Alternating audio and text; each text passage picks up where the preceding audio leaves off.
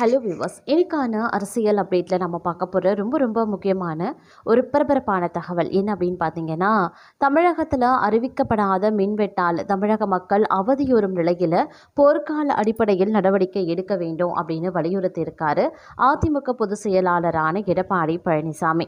இது குறித்த பல்வேறு முக்கிய தகவல்கள் வெளியாகி இருக்கிறது. இது குறித்த முழுமையான தகவலோடு இன்னும் பரபரப்பான அரசியல் அப்டேட்ஸை தொடர்ந்து நீங்கள் தெரிந்து பலன் பெற வீடியோவை ஸ்கிப் பண்ணாமல் கடைசி வரைக்கும் பாருங்க. வீடியோக்குள்ள போகிறதுக்கு முன்னாடி இது வரைக்கும் நீங்க நம்ம சேனலை சப்ஸ்கிரைப் பண்ணல அப்படின்னா உடனே சப்ஸ்கிரைப் பண்ணிக்கோங்க. அப்படியே பக்கத்தில் இருக்கக்கூடிய நோட்டிஃபிகேஷனுக்கான பெல் பட்டனையும் ப்ரெஸ் பண்ணிக்கோங்க. சரி நேயர்களே, வாங்க வீடியோக்குள்ள போகலாம்.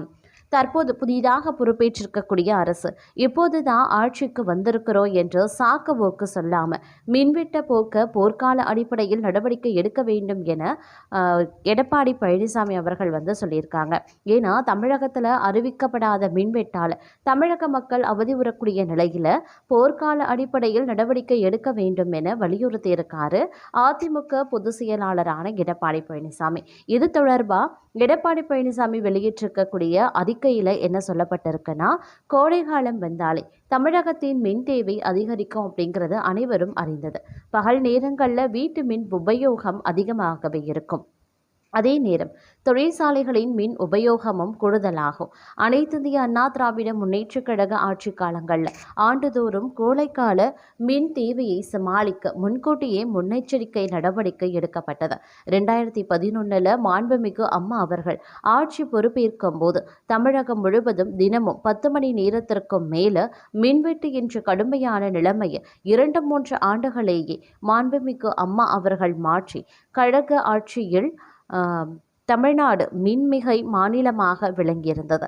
மேலும் கோடை காலத்தில் கூடுதல் மின் தேவை ஏற்படுவதை கணக்கிட்டு காற்றாலை, சோலார் மற்றும் அனல் மின் நிலையங்களில் உற்பத்தியை பெருக்க நடவடிக்கை எடுப்பதுடன் மத்திய அரசு மற்றும் தனியார் மின் உற்பத்தி நிறுவனங்களிடமிருந்து குறுகிய கால ஒப்பந்த அடிப்படையில் மின்சாரம் கொள்முதல் செய்யப்பட்டு மக்களுக்கு தடையில்லா மின்சாரமும் வழங்கப்பட்டிருந்தது. புதிதாக ஆட்சிக்கு வந்தவர்களின் மேம்போக்கான மற்றும் உறுதியற்ற நடவடிக்கைகளால் தமிழகத்தின் பல்வேறு பகுதிகளில் கடும் மின் தட்டுப்பாடு ஏற்பட்டுள்ளது. இது சில இரவு நேரங்களில் மக்களுக்கு தூங்கா இரவுகளாகவே மாறியும் இருக்கின்றன.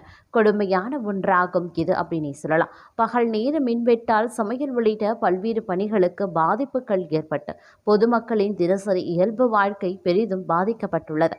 அறிவிக்கப்படாத மின்வெட்டை எதிர்த்து பாதிக்கப்பட்ட மக்கள் மின்சார அலுவலகத்தை முற்றுகையிடுவதையும் சாலைகளில் போராடுவதையும் ஊடகங்கள் செய்திகளாகவே வெளியிடுகின்றன. சென்னை புறநகர் பகுதியில் இரவில் பலமுறை மின்வெட்டு ஏற்படுவதாகவும், குறிப்பாக சென்னை தண்டாயார்பேட்டையில் 2வது நாளாக இரவு நேரங்களில் மின்சாரம் இல்லாத நிலையில் பாதிக்கப்பட்ட மக்கள் புறநகர் பகுதியில் சாலையில் இறங்கி போராடுவதாக செய்திகள் வருகின்றன. இந்த அரசின் அறிவிக்கப்படாத மின்வெட்டால மக்களின் அன்றாட வாழ்க்கை மட்டுமல்ல, சிறு குறு மற்றும் நடுத்தர தொழிற்சாலைகளும் பாதிக்கப்பட்டுள்ளது. சிறு வணிகர் முதல் பெரிய நிறுவனங்கள் வரைக்கும் பொருளாதார பாதிப்பிற்குள்ளாகும் நிலை ஏற்பட்டுள்ளது.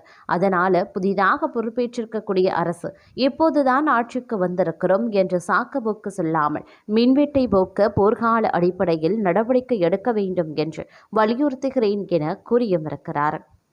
அது மட்டும் இல்லாமல் தற்போதைய நிலவரத்தின்படி பார்க்கும் பொழுது அதிமுகவில் பல வியூகங்கள், பல அதிர்ச்சிகரமான நிகழ்வுகள் அடுக்கடுக்காகவே நிகழ்ந்த வண்ணமே இருக்கிறது. ஒருபுறம் எடப்பாடி பழனிசாமி இவ்வாறு அறிக்கை வெளியிட்டிருக்கக்கூடிய பட்சத்தில் மற்றொரு புறமோ அதிமுக முன்னாள் MP டாக்டர் வேணுகோபால் கட்சி தலைமையின் செயல்பாடுகள் மற்றும் பல்வேறு குற்றச்சாட்டுக்களை முன்வைத்து அதிமுகவில் இருந்து விலகியும் இருக்கார். அவர் அதிமுக சார்பில் தொடர்ந்து 2 முறை 2009 மற்றும் 2014 திருவள்ளூர் தொகுதியில் நாடாளுமன்ற உறுப்பினராக தேர்ந்தெடுக்கப்பட்டவர் என்பது குறிப்பிடக்கூடிய ஒரு விஷயம். 2017 அதிமுக நாடாளுமன்ற குழு தலைவராக செயல்பட்ட வேணுகோபால் கட்சியில் இருந்து விலகி இருக்கிறது பரபரப்பை ஏற்படுத்தியிருந்தது. பட்டியல் சமூக மக்களிடம் அதிமுக நம்பிக்கை இழந்ததாகவும் எடப்பாடி பழனிசாமி மீது குற்றம் சாட்டியும் வேணுகோபால் விலகியிருக்கார். அதிமுகவின் தற்போதைய தலைமை அனைவரையும் அனுசரித்து அழைத்து செல்லவில்லை என வேணுகோபால் குற்றம் சாட்டியிருந்தார்.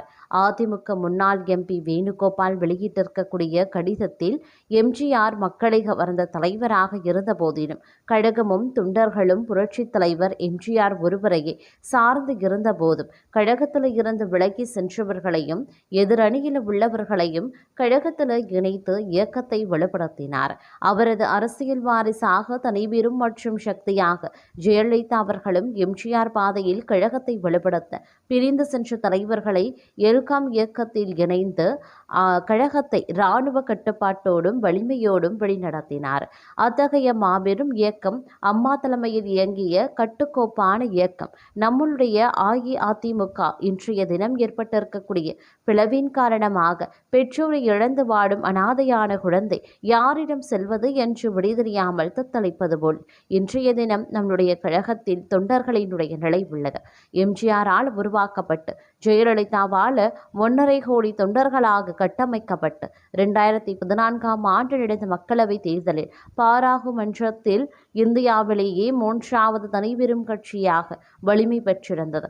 இப்படிப்பட்ட வலுவான இயக்கம் அனைத்திந்திய அண்ணா திராவிட முன்னேற்றக் கழகம். தற்போது இயங்கும் சந்ததி வரக்கூடிய தொடர் பின்னடைவுகளுக்கு பின்னால பல்வேறு அரசியல் மற்றும் சமூக காரணிகளும் இருக்கின்றன.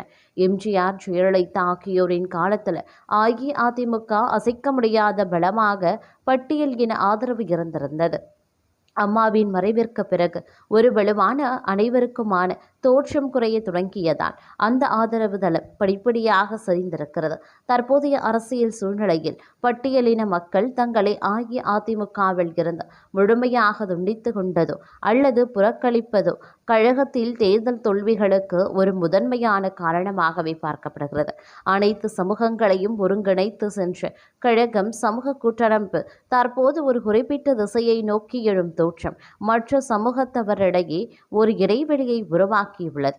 மீண்டும் கழகம் பழைய பலத்தை பெற வேண்டும் என்றால் அனைத்து கழகத்தினரையும் உள்ளடக்கி ஒரு பொதுவான அரசியல் அணுகுமுறையையும் நம்பிக்கையையும் மீண்டும் கட்டியெழுப்ப வேண்டியது காலத்தில் கட்டாயமாகும். தமிழ் மக்கள் நலனையும் கழக தொண்டர்கள் நலனையும் கருத்தில் கொள்ளாமல் பல்வேறு முரண்பட்ட கருத்துக்களோடு செயல்பட்டு வரும் நம்மளுடைய கழகத்தை வலுப்படுத்த அனைவரும் வெட்டுகொடுத்து ஓரணையில் திரண்டு அம்மா பொன்மொழியாமை என கூறிய அஇஅதிமுக என்ற பேரியக்கம் என்னுடைய மறைவிற்கு பிறகும் 100 ஆண்டுகள் வாழும் என்பதை நினைவில் கொண்டு அம்மா அவர்களின் கனவை நினைவாக்க அனைவரும் ஒன்றிணைந்து கழகத்தை வலிமைப்படுத்தி கழக தொண்டர்களின் நன்மதிப்பை பெற்று அனைவரும் ஒருங்கிணைந்து மீண்டும் அம்மா ஆட்சியை அமைப்பதற்கு பாடுபட வேண்டும் என்று கேட்டுக்கொள்கிறேன். ஜெயலலிதா 2 முறை பாராளுமன்ற உறுப்பினராகவும் 50 பாராளுமன்ற உறுப்பினர் கொண்ட மக்களவை, மாநிலங்களவை, அஇஅதிமுக பாராளுமன்ற குழு தலைவராகவும்,